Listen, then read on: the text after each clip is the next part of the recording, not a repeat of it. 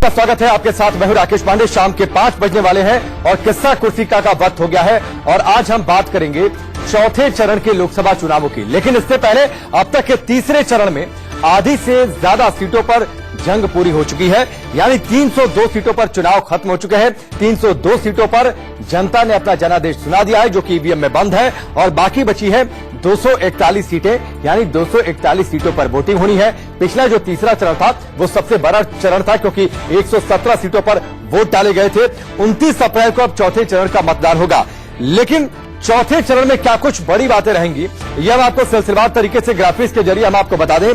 क्या कुछ बड़ी बातें चौथे चरण में 8 राज्यों की 71 सीटों पर मतदान होना है, और इन 71 सीटों पर किन किन राज्यों में चुनाव है, यह आप सिलसिलेवार तरीके से जान लीजिए। बिहार में कुल 5 सीटों पर चुनाव होगा, झारखंड में 3 आप सिलसिलेवार तरीके से देखिए, और मध्य प्रदेश में, महाराष्ट्र में, ओडिशा, राजस्थान, उत्तर प्रदेश और पश्चिम बंगाल की सीटों पर मतदान होगा। यानी यहां पर जनता तय करेगी उम्मीदवारों की किस्मत। और सिलसिलेवार तरीके से ग्राफिक्स के जरिए हम आपको बता रहे हैं कि किन किन राज्यों में कितनी सीटों पर है चुनाव। चौथे चरण की 71 सीटें। 2014 के नतीजे क्या रहे थे, ये भी आप समझ लीजिए ग्राफिक्स के जरिए। 2014 में एलजेपी को 2 सीटें मिली थी। इन सीटों पर एसपी को कितनी सीटें मिली थी हमने आपको बताया। बीजेपी को 45 सीटें मिली थी, कांग्रेस को 2 सीटें मिली थी, और इसके साथ ही बीजेडी और बाकी। लेकिन जो बीजेपी का आंकड़ा बहुत ज्यादा देख रहे हैं, उसमें से बहुत ज्यादा सीटें उत्तर प्रदेश की थी।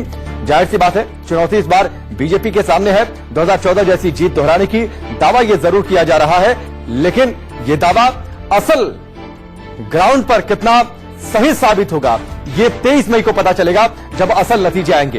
तो ये चौथे चरण की 71 सीटों पर 2014 में क्या कुछ नतीजे रहे थे, ये हमने आपको बताया। 2014 के नतीजे, बीजेपी को 45 सीटें मिली थी, शिवसेना को 9, बीजेडी को 6, एआईटीसी को 6, कांग्रेस को 2, एलजेपी को 2 और एसपी को 1 सीटें मिली थी।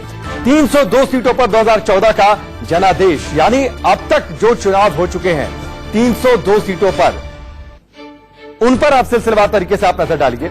आप देखिए, अगर 2014 की तुलना में हम कंपेयर करते हैं, जो चुनाव इस साल हो चुके हैं 2019 में, 302 सीटों पर 2014 का जनादेश, यानी जिन 302 सीटों पर अब तक चुनाव हो चुका है। बीजेपी को 121 मिली थी, कांग्रेस को सिर्फ 35 मिली थी, एआईएडीएमके को 36 मिली थी, टीडीपी को 16 मिली थी, टीआरएस को 11, बीजेडी को 14 सीटें मिली थी, और अदर्स के हिस्से में सीटें बाकी गई थी। और आप यहां पर भी देखिए, जो बड़ा आंकड़ा है वो बीजेपी के फेवर में था, यानी अब तक जो 302 सीटें हो चुकी हैं 2019 के चुनाव में, इसे अगर हम कंपेयर करते हैं 2014 के जनादेश से, तो इन 302 सीटों में से 121 सीटों पर भारतीय जनता पार्टी ने 2014 में जीत हासिल की थी। कांग्रेस को सिर्फ 35 सीटें मिली थी, एआईएडीएमके को 36, टीडीपी को 16, टीआरएस को 11, बीजेडी को 14, एसएस को 9 और अदर्स के हिस्से में 60 सीटें गई थी। यानी ये 302 सीटों पर 2014 का जनादेश। तो 302 सीटों का पूरा समीकरण हमने आपको समझा दिया। अब चौथे चरण की बातचीत कर लेंगे। चौथे चरण की हम बातचीत करेंगे, यानी जो अगला चरण है 29 तारीख को, जहां पर चुनाव होना है, और जो बड़ी सीटें हैं, बड़ी सीटों पर किसके किसके बीच मुकाबला है। आप देखिए, सबसे पहले बेगूसराय की बातचीत करेंगे। एक जो बड़ा नाम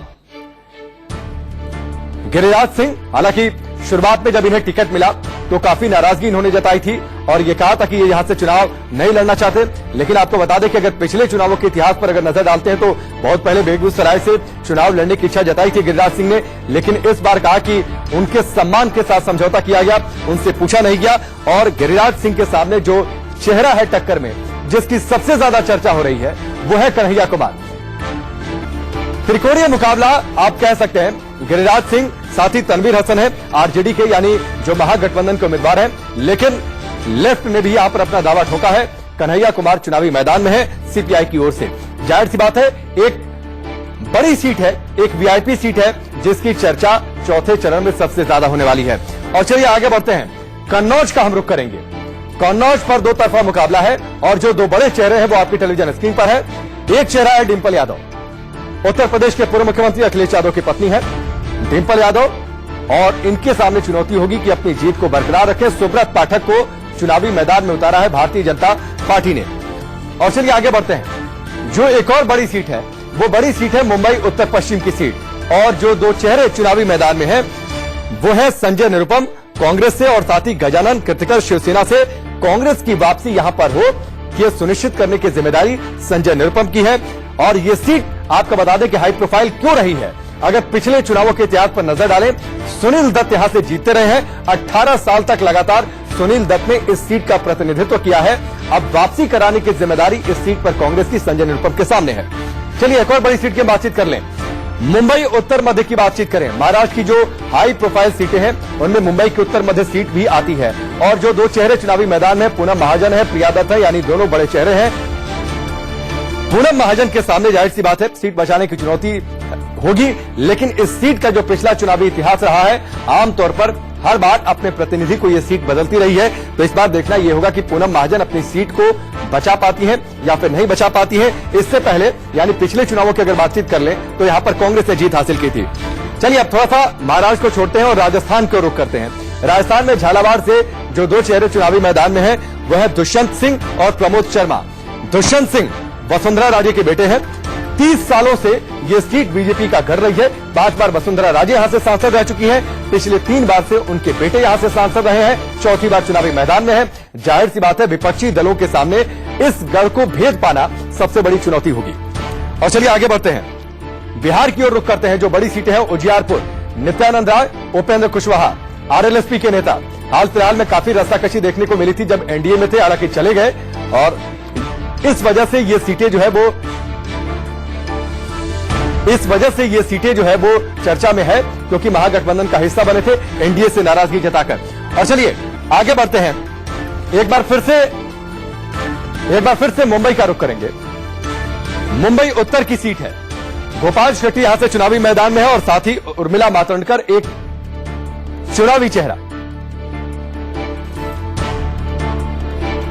तो ये तमाम जो सीटें हैं और साथ ही हम आपको स्क्रीन के इस हिस्से में खासतौर पर हमने ग्राफिक्स आपके लिए तैयार करवाया कि चौथे चरण में कहां चुनाव है, 71 सीटों पर किन किन राज्यों में कितनी सीटों पर चुनाव है। और जो हाई प्रोफाइल सीटें रही हैं, महाराष्ट्र की कुछ बड़ी सीटों पर नजर रहेगी, बिहार की बड़ी सीटों पर नजर रहेगी, उत्तर प्रदेश में कुछ बड़ी सीटों पर नजर रहेगी। और आप ये कह सकते हैं कि उत्तर प्रदेश में जो सबसे ज्यादा जिस सीट की चर्चा होगी वो सबसे ज्यादा कन्नौज की चर्चा होगी क्योंकि यहां से डिंपल यादव चुनावी मैदान में अखिलेश यादव की पत्नी है। और साथ ही महाराष्ट्र की कई सारी बड़ी सीटें हैं, महाराष्ट्र की कई बड़ी सीटें हैं जिन पर दिग्गज खड़े हैं एक साथ। और महाराष्ट्र की भी हम चर्चा ज्यादा करेंगे।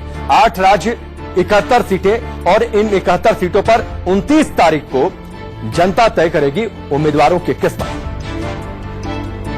चलिए वक्त यहां पर रुकेंगे एक ब्रेक के लिए, जल्द वापस आएंगे।